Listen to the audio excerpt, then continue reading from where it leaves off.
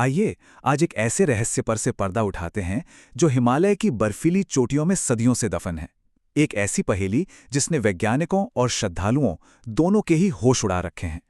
इस एक्सप्लेनर में हम दुनिया के सबसे अद्भुत और रहस्यमयी सांस्कृतिक सफर पर निकलने वाले हैं। चलिए सीधा मुद्दे पर आते हैं। जरा सोचिए, एक चार सींग वाली भेड़, पहाड़ों की एक प्राचीन देवी और एक ऐसी जमी हुई झील जिसमें 1000 साल पुराने इंसानी कंकाल बिखरे पड़े हैं। सुनने में किसी सस्पेंस थ्रिलर जैसा लगता है ना, लेकिन ये सच है। और सबसे बड़ा सवाल ये है कि इन तीनों के बीच आखिर कनेक्शन क्या है। चलिए इसी रहस्य को डिकोड करते हैं। हम बात कर रहे हैं नंदा देवी राज जात यात्रा की। इसे हिमालय का महाकुंभ भी कहा जाता है। और ये कोई आम तीर्थयात्रा नहीं है, बल्कि हिमालय की पौराणिक कथाओं और आस्था का एक जीता जागता विशाल रूप है। 280 किलोमीटर, जी हाँ, सही सुना आपने। ये कोई छोटी मोटी हाइक नहीं है। इमेजिन कीजिए, 280 किलोमीटर का बेहद थका देने वाला खतरनाक रास्ता, और वो भी पूरी तरह से पैदल, लगातार 20 दिनों तक। ये इंसानी धीरज का सबसे बड़ा इम्तिहान है। और ये महाआयोजन हर 12 साल में सिर्फ एक बार होता है। नौटी गांव से यह सफर शुरू होता है, फिर आता है आखिरी बसा हुआ गांव वाण, उसके बाद बेदिनी बुग्याल के घास के मैदान, और फिर 5000 मीटर से भी ज्यादा ऊंचाई पर मौजूद खौफनाक रूपकुंड झील को पार करते हुए ये होमकुंड में जाके पूरा होता है। असल में ये देवी नंदा के अपने मायके से पति शिव के घर यानी कैलाश पर्वत तक जाने के सफर का प्रतीक है। अब इस पूरे विशाल जुलूस का जो सबसे हैरान करने वाला हिस्सा है ना, वो है इसका लीडर। जी हां, कोई इंसान नहीं, बल्कि एक बेहद खास और अनोखा मार्गदर्शक। इसे चौसिंघिया खाड़ू कहते हैं। ये एक बहुत ही दुर्लभ 4 सींगों वाला मेंढा होता है। अब मन में ये सवाल आ सकता है कि एक मेंढा कैसे लीड कर सकता है। माना जाता है कि ये जानवर पहाड़ों का एक प्राकृतिक नेचुरल गाइड है। इसके अंदर एक ऐसा इंस्टिंक्ट होता है जिससे ये खतरनाक और खड़ी ढलानों पर भी सबसे सुरक्षित रास्ता खोज लेता है। और यही जानवर देवी को चढ़ाए गए पवित्र भेंटों के साथ सबसे आगे चलकर हजारों लोगों को रास्ता दिखाता है। और इसके जन्म की कहानी भी किसी चमत्कार से कम नहीं है। होता क्या है कि जब कौनसुआ का शाही परिवार इस यात्रा का संकल्प लेता है, तो अचानक किसी गौशाला के आसपास एक तेनुआ मंडराता हुआ दिखने लगता है। इसे एक संकेत माना जाता है।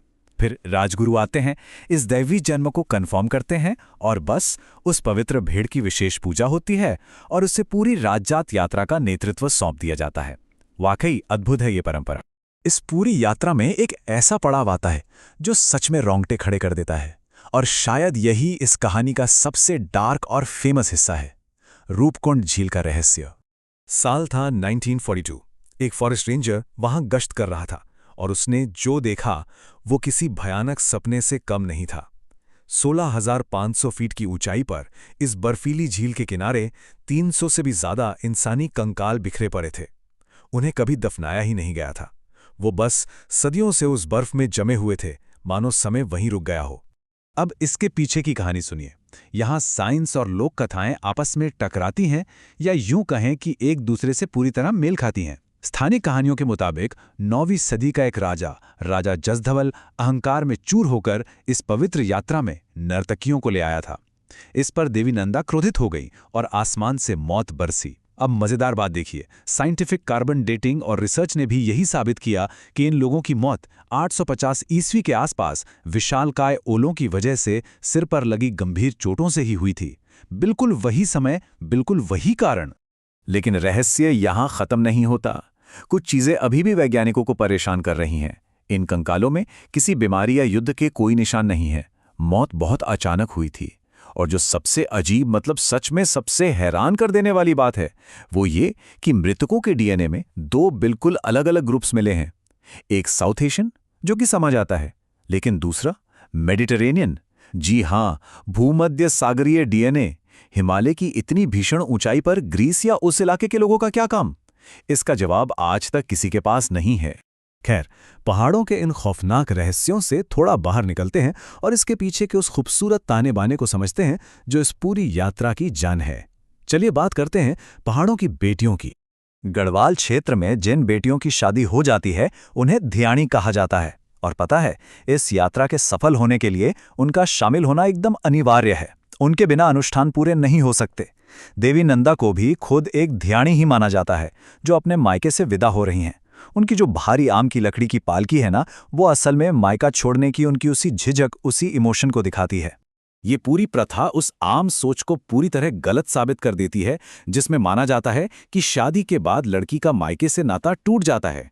बिल्कुल नहीं। ये यात्रा चीख चीख कर कहती है कि अनुष्ठान तब तक सफल नहीं होंगे जब तक बेटियां घर वापस नहीं आती। ये साबित करता है कि एक महिला हमेशा अपने मायत यानी मायके का एक बहुत ही मजबूत और अभिन्न हिस्सा बनी रहती है। पर देखिए, यहाँ एक बहुत बड़ा विरोधाभास भी देखने को मिलता है।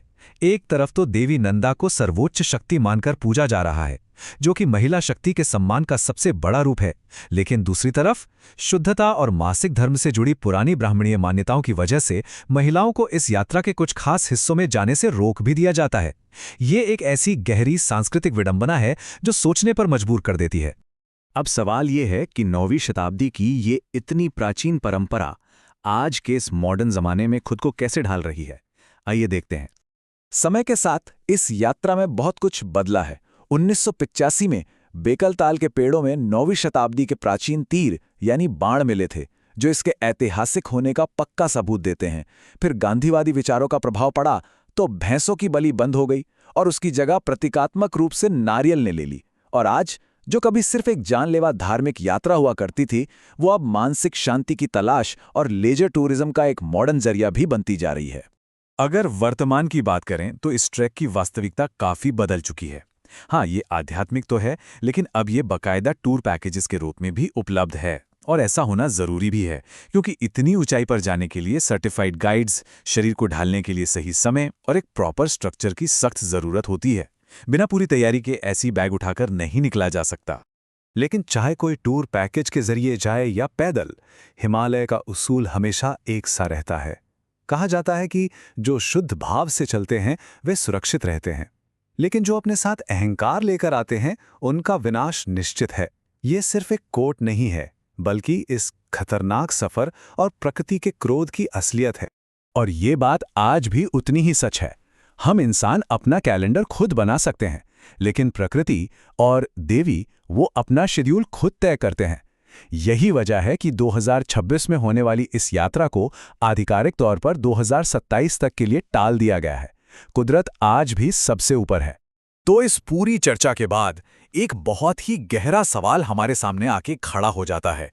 अगर 1000 साल पुरानी ये तीर्थयात्रा इंसान के अहंकार और प्रकृति के प्रकोप के बीच के उस नाजुक से बैलेंस को आज भी संजोए हुए है, तो सोचिए वर्तमान समय में ऐसी और कितनी प्राचीन चेतावनियां हैं जिन्हें आधुनिकता की आड़ में नजरअंदाज किया जा रहा है।